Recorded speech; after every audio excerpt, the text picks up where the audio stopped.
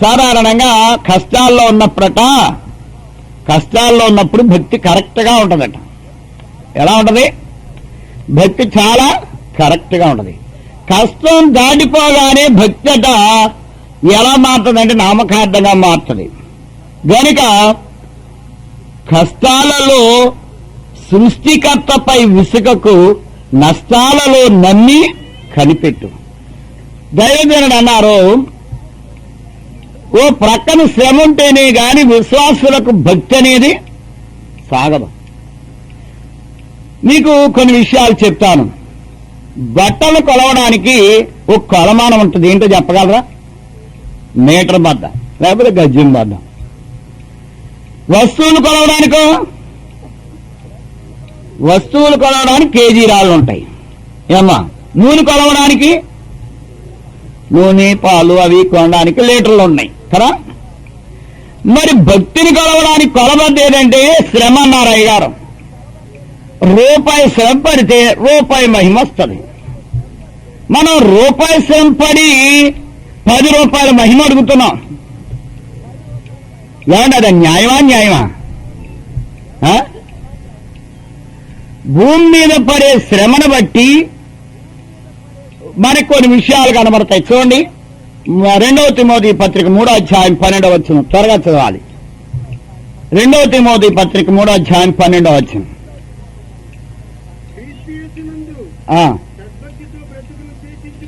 క్రీస్తు యేసునందు సద్భక్తితో, సద్భక్తి అంటే ఏంటమ్మా? అందరికీ అనుమానం వచ్చింది, సద్భక్తి ఏంటి? మంచి భక్తి. ఏమ్మా, సద్భక్తి అంటే మంచి భక్తి. మంచి భక్తి అంటే ఏంటి? మళ్ళీ తిరగండి, సద్భక్తి అంతేనా? కళంకం లేని బాగేనండి. ఇక్కడ అయ్యగారు ప్రతి మాట కూడా చాలా లోతుగా చెప్పారు. భక్తి కొరకు భక్త, ముక్తి కొరకు భక్త అని అడిగారు. ఏంటమ్మా? భక్తి కొరకు భక్త, ముక్తి కొరకు భక్త. మంది ఏ భక్తి చెప్పడం లేదు. భక్తి కొరక, ముక్తి కొరకు కదా, ముక్తి కొరకు కదా. ఏమండి? భక్తి కొరకు భక్త, ముక్తి కొరకు భక్త. ఏది నీ భక్తి? అసలు సద్భక్తి అంటే ఏంటి? అంటే సద్భక్తి కాని భక్తి ఉందా? ఉంది. మరి సద్భక్తి అనగా నిజమైనటువంటి భక్తి అంటే ముక్తి కొరకైన భక్తి అన్నారు ఆయన. కరెక్టే, సద్భక్తి అనేది ముక్తి కొరకైన భక్తి. సద్భక్తి ఎంతమందిలో ఉంది? ఆగిపోయిన బళ్ళు. ఏమండి? సద్భక్తి ఎంతమందికి ఉంది అంటే నా సద్భక్తేనా అనే అనుమానం మనకు వస్తుంది. అయితే సద్భక్తితో ఎవరు బ్రతుకను ఉద్దేశిస్తారో వారందరికీ ఏం కలుగుతాయట? హింస పొందుదురు. హింస కావాలన్న వాళ్ళు ఎంతమంది చేయలేదండి. ఇప్పుడు తిరగేయకండి, మాట తిరగేయకూడదు. చేతులు ఎత్తిన వారులా మాట తిరగేయకూడదు. ఒకసారి నేను మా ఊళ్ళో ప్రసంగం చేస్తూ పరిశుద్ధ పేదరికం ఎవరికి కావాలి అని అడిగాను. నేను పరిశుద్ధ పేదరికం ఏంటి? దేవుని కొరకు పేదలవడం. ఆస్తిమంతుడైనటువంటి పౌలు ఆస్తి అంతా విడిచిపెట్టి ఏమయ్యాడు? దరిద్రుడయ్యాడు. అవలేరా? సమస్తము దేంతో ఎంచుకున్నాడు? పెంటతో ఎంచుకున్నాడు. అంతా పంట అయినప్పుడు ఈయన ఏమవుతాడు? ఇప్పుడు గర్భదరిద్రుడు అయ్యాడు. అంతేగా? నేను అడిగాను, ఎవరికి పరిశుద్ధ పేదరికం కావాలి చేతులప్ప అంటే ఒక 6 గబాబు పైకెత్తింది చెయ్యి. ఎవరు ఎత్తలే. ఇంటికి వెళ్ళిపోయింది. సరే ప్రార్థన చేసాం, ఇంటికి వెళ్ళిపోయింది. రోజు గుడికి పనికి వెళ్ళేవాడు భర్త మధ్యాహ్నం ఇంటికి వెళ్ళిపోయేటప్పుడు ఇంటికి వచ్చేసాడు భర్త పని మానేసి. పిల్లలు బడికి వెళ్ళేవాళ్ళు బడి మానేసి ఇళ్ళకి వచ్చేసారు. ఇంట్లో కొండలు డింకీలు కొట్టడం మొదలుపెట్టాయి. తిండి లేదు, రోజులు అలా గడిచిపోతున్నాయి. పని మానేశాడు. ఇంట్లోకి 50 పైసలు వచ్చే విధానం కనబడడం లేదు. ఒక రోజు అయింది, 2వ రోజు అయింది, కొంచెం కటిక శ్రమ అనుభవిస్తున్నాడు. ఆమె అంది, అయ్యగారు నన్ను క్షమించండి, ప్రార్థన చేయండి అన్నారు. ఏంటన్నాను నేను, మీరు పరిశుద్ధ పేదరికం కావాలంటే నేను చెయ్యెత్తాను కదండి. చెయ్యెత్తిన తర్వాత మా ఆయన పనికి వెళ్ళడం మానేసేసారు. ఈవేళ వరకు పనికి వెళ్ళడం లేదు. ఇంట్లో తిండి సరిగా లేదు. పరిశుద్ధ పేదరికం అంటే ఏంటో అనుకున్నాను. రోజు డబ్బులు అడే ఇంట్లో 50 పైసలు ఉండడం లేదు. మా పిల్లలు చూస్తే మాట ఉండడం లేదు, ఏమీ లేదు. ఏమిటో ఇంట్లో చాలా అగమ్యంగా ఉందండి. అయ్యగారు ప్రార్థన చేయండి అంది. వద్దా పరిశుద్ధ పేదరికం మీ ఇంటో అనుకున్నాను. అయ్యగారు పరిశుద్ధ పేదరికం అంటే ఇది సంపద అనుకుందేమో. అయితే ఆ రోజు నుండి ఆమె ఇంట్లో భయంకరమైన పరిస్థితులు ఉన్నాయి గనక వెంటనే ప్రార్థన చేశాం. తర్వాత భర్త మళ్ళా మరుసటి రోజు మళ్ళీ పనికి వెళ్ళిపోవడం మొదలు పెట్టాడు. దేవుని పిల్లలారా, చేతులెత్తిన వారులారా బాగా గమనించండి. హింస ఎవరికి కావాలంటే కోరుకుంటున్నారు. నిజంగా హింస వస్తే నిలబడగలరా? నిలబడతారు. ఇప్పుడు దేవుని వైపు చూసినప్పుడు. దేవదాసాయి గారు ఒకసారి మహాబాధలో ఉన్నారట. ఆయన కాలు మీద మీకు తెలీదు, భయంకరమైనటువంటి దురదలుండేవి కాలుకి. యాప ఈనులు పట్టుకొని యాప చెట్ల ఆకులు తీసేసి ఈనులు పట్టుకొచ్చి ఒక్కో ఈనుతో కాలు మీద ఇలా ఇలా అని పరేస్తా ఉండాలన్నమాట. ఏలుతో కానీ చేతితో కానీ దాన్ని ముట్టుకోరు అయ్యగారం. ఆ యాప ఈనులు పట్టుకొచ్చి దాంతో ఆ కాలు మీద ఇలా ఇలా అంటూ ఉండాలి. మహా బాధపడుతున్నారు అయ్యగారు. ఇంతలో నాలాంటి ఆయన ఒకడు వచ్చి, అయ్య బాబా అయ్యగారు ఇంత బాధపడిపోతున్నారు, ఇంత శ్రమ అని ఇంటికి వెళ్ళి ప్రార్థన చేసుకున్నట్టు. ప్రభువా నాకే కొంచెం ఆయన శ్రమలో కొంచెం ఒక ఇసుకరేణి అంత ఇవ్వు అని ప్రార్థన చేసుకున్నట్ట. అంటే వీడి కాళ్ళ మీద దురద మొదలెట్టింది. ఈ దురద రాత్రింబగలు నిద్ర అవడం లేదు, ఇక నిద్రపోవడాలే. ఈయన పట్టుకొని ఆ కాళ్ళు పట్టుకొని గోగుతా ఉన్నాను కానీ రక్తాలు వస్తున్నాయి కానీ దురద మాత్రం తీయడం లేదు. ఓ రోజంతా నిద్రపోలేదు. మరుసటి రోజు పరిగెత్తుకొచ్చేసారు. అయ్యగారండి నన్ను క్షమించండి, నేను తట్టుకోలేకపోతున్నాను. అబ్బాయి నువ్వేం చేశావు, నన్ను క్షమించమని అడగడానికి ఏం చేసేయండి అన్నారు. ఏ లేదండి అయ్యగారు, నేను ఇంటికి వెళ్ళి మీ శ్రమను చూసి ప్రభువా ఇసుకరేణం అంత శ్రమ నాకు దయచేయని కొంచెం శాంతి వస్తుంది కదా అని అడిగాను. నేను అడిగిన రోజు నుండి ఇప్పుడు వరకు కంటి మీద కునుకులేసారే కదా, మనిషికి శాంతి లేదు గనుక ఇది గోకోలేకపోతున్నాను బాబు, మీరు ఎలా సహిస్తున్నారు అన్నారట. అయ్యగారు అన్నారట, అబ్బాయి దేవుడు ఎవరికి అనుగ్రహించింది వారే అనుభవించాలి కానీ ఇలాంటివి కోరుకోవచ్చా అని చెప్పి ప్రార్థన చేసి వెళ్ళిపోమన్నారట. అప్పుడే తగ్గిపోయింది. దేవుని పిల్లలారా, హింసను కోరుకునే మీరు, శ్రమను కోరుకునే మీరు తట్టుకునే ఓర్పు కూడా ప్రభు దగ్గర అడగాలి. గనుక అప్పుడు వాటిని తట్టుకోగలరు.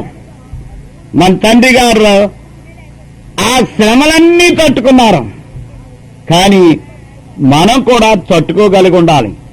ప్రకటన గ్రంథంలో 7 సంఘాల చరిత్ర చూసినప్పుడు ప్రతి సంఘం మీద ఆయన తప్పు మోపగలిగాడు, కానీ స్మరణ సంఘం దగ్గరికి వచ్చేటప్పటికి తప్పు మోపలేకపోయాడు. కారణం ఏంటంటే అగ్ని మధ్య సంఘం అప్పుడు శ్రమల్లో ఉన్నారు. గనుక శ్రమల్లో ఉన్న సంఘం నామకార్థం అనేది ప్రవేశించదు. శ్రమ ఎప్పుడు ఉంటుందో అప్పుడు సంఘము మంచి వేగంగా దేవుని దగ్గరికి వస్తుంది. శ్రమ లేకపోతే ఏమీ ప్రయోజనం లేదు. గనుక దేవుని పిల్లలారా, శ్రమలు మానవునికి ఏమయ్యాయంటే దైవమానవుని చేసే సాధనమైంది. మానవుని యొక్క భక్తిని కొలవడానికి ఏం సాధనం అండి? శ్రమే. శ్రమలుపకారం, శ్రమలే హారం, శ్రమలాత్మకు శృంగారం. శ్రమల వల్లనే సకల స్వనీతి సమసిపోవును. మనిషిలో స్వనీతి అనేది ఉంటుంది. నీతిని గురించి అయ్యగారు చెప్పేటప్పుడు కొన్ని నీతులు చెప్పారు. మొదటి నీతి సునీతి. సునీతి అనగా మంచి నీతి. రెండవది స్వనీతి, తన మట్టుకు తానే నీతి. మూడవది దుర్నీతి, వారికి బాగుపడు పక్కవాడిని బాగుపడినవాడు. ఈ 3 నీతులు మనకు చూపించారు. ఒకటి సునీతి, 2 స్వనీతి, 3వది దుర్నీతి. సునీతి అనగా మంచి నీతి, స్వనీతి అనగా తన మట్టుకు తానే నీతి, తన నీతి తనకే నిదానం. 3వది దుర్నీతి అనగా వీడు బాగుపడేవడం ఉన్నది జరగొడతా ఉంటాడు అనమాట. దేవుని పిల్లలు స్వనీతి తొలగిపోతుంది దేనివల్ల? శ్రమల వల్ల. శ్రమల వల్ల నామకార్థమైన భక్తి అనేది ఉండదు. గనుక దేవుని పిల్లలారా, శ్రమను బట్టి, సద్భక్తిని బట్టి, భూమి మీద నువ్వు నడిచే నరకను బట్టి ఏమొస్తుందంటే ఆ మహిమ వస్తుంది. శ్రమను బట్టి హింస వస్తుంది, హింస అనుభవించడాన్ని బట్టి మహిమ వస్తుంది, మహిమను బట్టి అంతస్తు ఉంటుంది. పరలోకంలో అంతస్తు కావాలి కానీ భూమి మీద శ్రమ మాత్రం వద్దు మాకు. ఏడాది పొడుగునా చేలో దిగి పని చేయని గాని, గట్టు మీదే కూర్చుంటాను గాని, సంవత్సరం ఆకన్ని బళ్ళు మీద ఎత్తేసి ఏం పంపించాలి? ఇంటికి ధాన్యం పంపేయాలి. ఎంత తేలిగ్గా ఉందా, ఎంత తేలిగ్గా ఉందా? కూలికి వెళ్ళాను కానీ సాయంకాలం మాత్రం కూలి డబ్బులు ఇచ్చేసుమా అంటే ఇస్తారా? ఏమంటే చాలా మంది జీవితాల్లో ఈ రీతిగానే ఉంది. భక్తిని సద్వినియోగపరచుకోలేకపోతున్నారు. భక్తి ఎప్పుడు మారిపోద్దో నామకార్థమైన భక్తి వస్తుంది. నామకార్థమైన భక్తి నాశనానికి దారి చేస్తుంది. అయ్యగారు అన్నారు, భక్తి అట ఎప్పుడూ ఒకే రీతిగా ఉండదట. వచ్చిన శ్రమను బట్టి, గాలిని బట్టి ఆ రెలు ఊగినట్లు మానవుల యొక్క విశ్వాసాలు శ్రమల బట్టి ఊగుతూ ఉంటాయి. గనుక ఊగుతున్నప్పుడు స్థిరంగా నిలబడగలిగిన వాడి ధన్యుడు. ఎందుకంటే వినడం ఎంత ముఖ్యమో దానిని హృదయంలో భద్రపరచుకోవడం కూడా అంతే ముఖ్యం. మరియమ్మ తన హృదయములో విన్నది, కన్నది, జ్ఞానులు చెప్తున్నా, గొల్లలు చెప్తున్నా, దేవదూతలు చెప్తున్నా తన హృదయంలో భద్రపరుచుకుంది. పెళ్లి కుమార్తె సంఘము చెప్పిన ప్రతి మాట వినాలి. సదాచారాలనే పత్రికలో అయ్యగారు ఒక మాట రాశారు. వాక్యము చెప్పేటప్పుడు ఇదివరకును వినదైనా సరే ఎప్పుడు విననట్టే వినాలట. దేవదాసయ్య గారి దగ్గరికి కుర్రోడు వచ్చి వాక్యం బోధిస్తున్నట్ట. ఈయన చక్కగా జాగ్రత్తగా చెవులు బాగా రెక్కించి బాగా వింటున్నాడట. 4 అధికారులు చూచారు. ఆడు చూస్తే కుర్రోడా, ఈయన చూస్తే మహా ఉన్నతమైనటువంటి భక్తి కలిగినటువంటి దైవజనుడా, ఈయన చెప్తుంటే విండమా అని చెప్పి మాట్లాడినిచ్చి అయిపోయిన తర్వాత అబ్బాయి వెళ్ళిపోయాక, అయ్యగారండి ఆ అబ్బాయి ఏం చెప్తాడు, మీరు ఏమి వింటారండి అయ్యగారు, ఆ అబ్బాయి చెప్తుంటే అది జాగ్రత్తగా విన్నారేంటండి అన్నారంట. అప్పుడు అయ్యగారు అన్నారట, ఏదో ఒక క్రొత్త విషయము లేనిదే దేవుడు నాతో ఎవరిని మాట్లాడినవరు అని చెప్పారట. ఏంటి? ఏదో ఒక క్రొత్త విషయము లేనిదే దేవుడు ఎవరిని నాతో మాట్లాడినవరు. గనుక వినేటప్పుడు ఎవరు చెప్పినా దేవుని వాక్యం ఇదివరకు మేము విన్నాము ఈ పాఠం అని చెప్పి త్రోసివేయకూడదు. ఎప్పుడు విననట్టి వినాలట. అప్పుడే నీ హృదయంలో ఆ వాక్యం ఫలిస్తుంది తప్ప ఈ చెవితో వినేసి చెవితో వదిలేసి చాలే అనకూడదు. ఎందుకంటే హృదయానికి చోటివ్వాలి. ద్వితీయోపదేశకాండము 28వ అధ్యాయం 1వ వచనం చదవండి.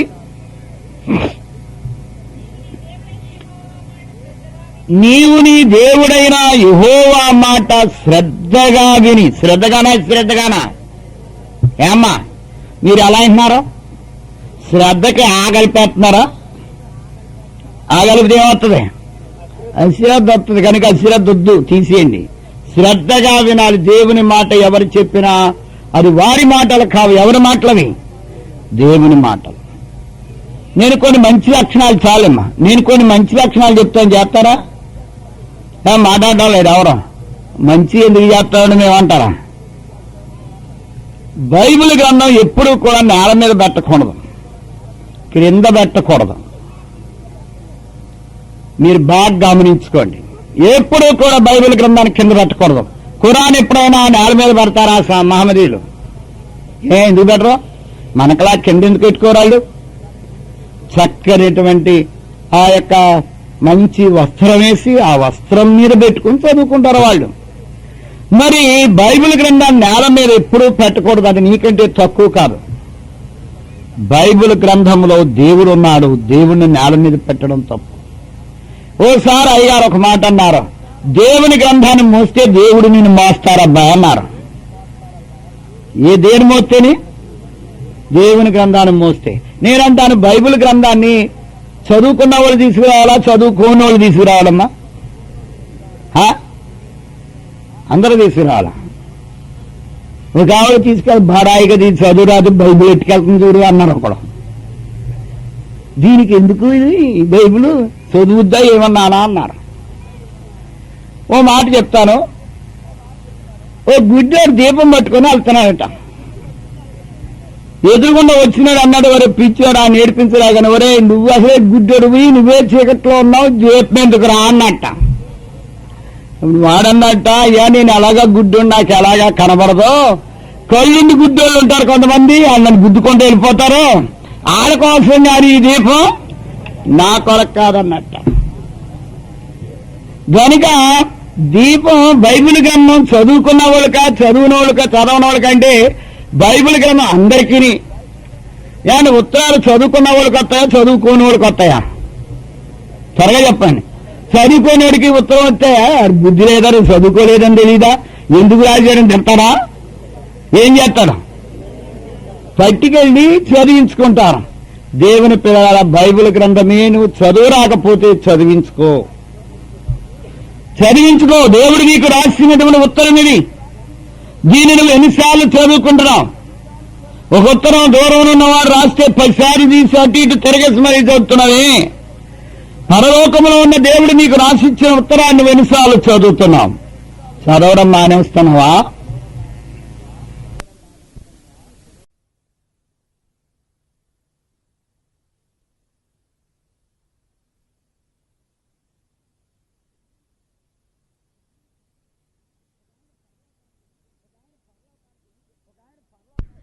ఒక ఆయన పరలోకాన్ని గురించి చెప్తున్నాడట. పరలోకంలో అవి ఉంటాయి, ఇవి ఉంటాయి, ఇవి ఉంటాయి, ఇవి ఉంటాయని ఎన్నో చెప్పేస్తున్నాడట.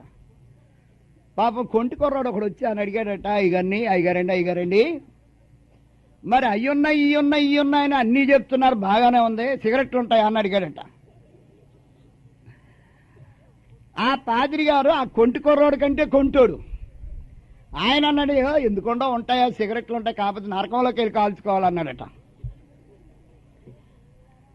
దేవుని పిల్లారా, అప్పుడప్పుడు మనకు కొన్ని రకాలైనటువంటి ప్రశ్నలు వస్తూ ఉంటాయి, వాటికి జవాబు చెప్తూ ఉండాలి.